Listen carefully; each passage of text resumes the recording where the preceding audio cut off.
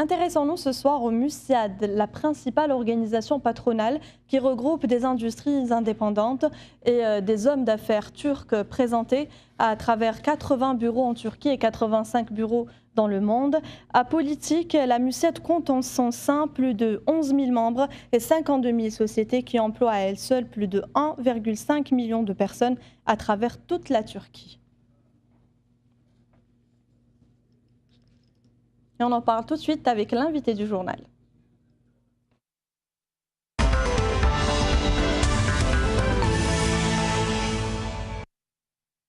Et nous avons le plaisir de recevoir ce soir Zeki Güvercin, je l'ai bien prononcé. Absolument, parfait. Vous êtes président de la Commission internationale de la MUSIAD et vous êtes là un petit peu pour représenter cette organisation.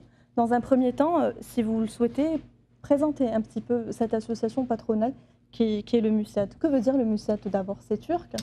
Absolument. Tout d'abord, merci de nous recevoir sur merci d'avoir accepté notre invitation ce soir. Le MUSIAD, donc en turc, Müstakil Sanayiciler ve İş Adamları Derneği, qui veut dire l'Union des industriels et hommes d'affaires indépendants, est la principale organisation patronale turque qui a été créée il y a 27 ans et qui aujourd'hui, comme vous l'avez très justement indiqué, est présent dans 80 villes turques et dans 85 villes du monde, à savoir l'ensemble des continents, depuis le Japon jusqu'aux États-Unis. Et le MUSIAD regroupe en son sein des entreprises turques d'une quinzaine de secteurs, depuis l'agroalimentaire jusqu'au textile en passant par l'industrie, et est actuellement l'organisation au niveau international qui a une puissance de lobby très importante et qui travaille de manière très active, notamment à l'export. Et a priori, vous souhaitez vous implanter encore à travers le monde, puisque vous êtes notamment aussi chargé de l'ouverture de nouveaux bureaux, notamment au Soudan, au Japon et en Australie. Donc, le MUSIAD poursuit son développement international. Nous avons une commission au sein de MUSIAD qui est chargée du développement à l'international de nouveaux bureaux, la commission de développement international. Et aujourd'hui, nous avons un axe particulièrement important sur l'Afrique, puisque nous avons ouvert nos bureaux en Afrique du Sud. Actuellement, la préparation pour les bureaux en Éthiopie est quasiment terminée. Et nous avons également des représentants dans une quinzaine de pays africains, depuis le Nigeria jusqu'au Ghana notamment, en passant par le Sénégal. Mais c'est vrai que l'année 2017 et 2018, très certainement, seront des années de développement très importants pour nous en Afrique. Vous êtes justement chargé de mission en Afrique, vous nous venez du Maroc, de Tunisie, aujourd'hui vous êtes en Algérie et prochainement au Sénégal. Absolument. En Algérie, vous êtes venu faire quoi concrètement? Alors, nous avons une relation de très longue date avec l'Algérie, puisque comme tout à l'heure vous avez montré le sigle de MUSIAD Expo, MUSIAD organise tous les 2 ans la plus grande foire internationale de la région, avec plus de 7000 chefs d'entreprise qui viennent de 100 ou 130 pays et qui, pendant 5 jours, participent à des forums, rencontrent des chefs d'entreprise turcs et se rencontrent entre eux, puisque c'est vraiment un lieu de rencontre internationale. Il faut savoir que parmi ces chefs d'entreprise, il y a entre 500 et 600 chefs d'entreprise algériens qui participent tous les 2 ans à notre foire. Votre organisation, c'est un petit peu l'équivalent du FCE algérien, qui est votre principal partenaire ici en Algérie. Absolument, c'est l'organisation, principale organisation patronale à ce titre, donc, qui est l'organisation qui correspond à peu près au FCE en Algérie, qui, vous savez, a également organisé un forum sur l'Afrique auquel nous avons participé. Aujourd'hui, nous avons un peu les mêmes axes d'intérêt, on va dire, en Afrique. Et il serait intéressant d'ailleurs qu'on puisse mettre en commun ce travail, puisque le continent africain, comme chacun sait, est très très vaste. C'est plusieurs fois l'Europe, plusieurs fois l'Amérique, donc c'est un continent qui a réellement de l'avenir. Vous avez eu des rencontres avec des responsables algériens pour les convier à cet événement qui est le vôtre, qui aura lieu le 28 septembre. Vous avez rencontré ces derniers jours, vous avez eu l'accord de qui?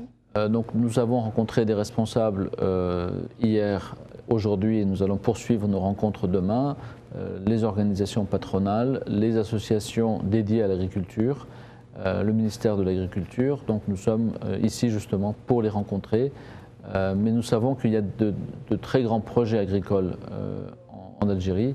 Et comme vous savez, dans le cadre de notre forum du 28 septembre, nous avons notamment cet aspect accompagnement de projets internationaux avec l'aspect financement, avec l'aspect accompagnement technique, know-how et l'aspect investisseur qui sera un des éléments essentiels de ce sommet international. Vous parlez des potentialités, les enjeux de l'agriculture durable. C'est un petit peu le thème de votre sommet international qui se passera à Istanbul.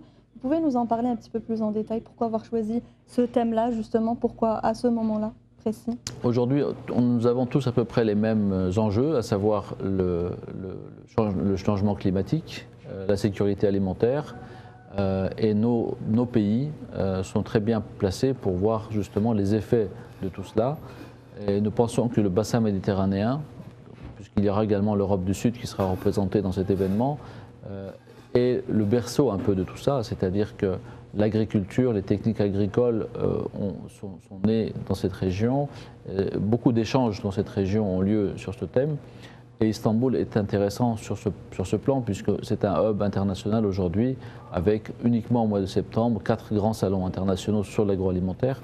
Donc c'est vraiment l'endroit où il faut être pour débattre de ce type de sujet. Et c'est organisé donc par le ministère de l'Agriculture. Le ministre en personne sera présent. Et c'est là où justement on voit l'importance qu'on accorde à cet événement en Turquie et j'espère aussi en Algérie. Comment justement dans un autre contexte, comment évaluez-vous l'économie de l'Algérie en Turquie? Quelle est votre vision de l'économie en Algérie? Les entreprises turques, comme vous le savez, sont très implantées en Algérie. Il y a une très forte communauté d'affaires également ici. Nous avons eu la chance cet été de recevoir énormément de touristes en provenance d'Algérie, notamment avec le vol direct sur Antalya qui a été mis en place. Donc moi je suis très optimiste et depuis des années déjà sur les relations économiques, sociales, culturelles entre la Turquie et l'Algérie. J'espère visiter demain la mosquée Quechua justement qui vient d'être rénovée. On a beaucoup de bonnes raisons d'être optimiste et de voir que les choses se passent plutôt bien. La MUSIAD a-t-elle des projets communs entre nos deux pays, entre l'Algérie et la Turquie, dans un avenir proche ou à long terme? La MUSIAD a des projets communs avec le monde entier, mais c'est vrai que plus précisément en Algérie, nous avons M. Tossiali qui est membre de MUSIAD et un éminent membre de notre organisation qui est très bien implanté à Oran. Donc on peut dire que nous avons un pied en Algérie déjà, via notre membre éminent. Très bien. Zeki Güvercin, vous avez un dernier mot à ajouter ou un message à faire passer? N'hésitez pas, c'est tout de suite. Non, je suis très content d'être en Algérie pour ces 2 journées de rencontres et j'espère que Sholok News sera présent également sur nos différents événements, notamment la prochaine foire internationale qui est encore une fois l'événement phare en Turquie du monde patronal. Et j'espère donc que Sholok News soit présente et je vous souhaite beaucoup de succès dans votre journal télévisé. Merci beaucoup et bon courage à vous aussi dans vos travaux et vos projets. Merci. Je rappelle que vous êtes le président de la Commission internationale de la MUSIAD. Et merci d'avoir été notre invité. Je vous en prie. Vous restez avec nous.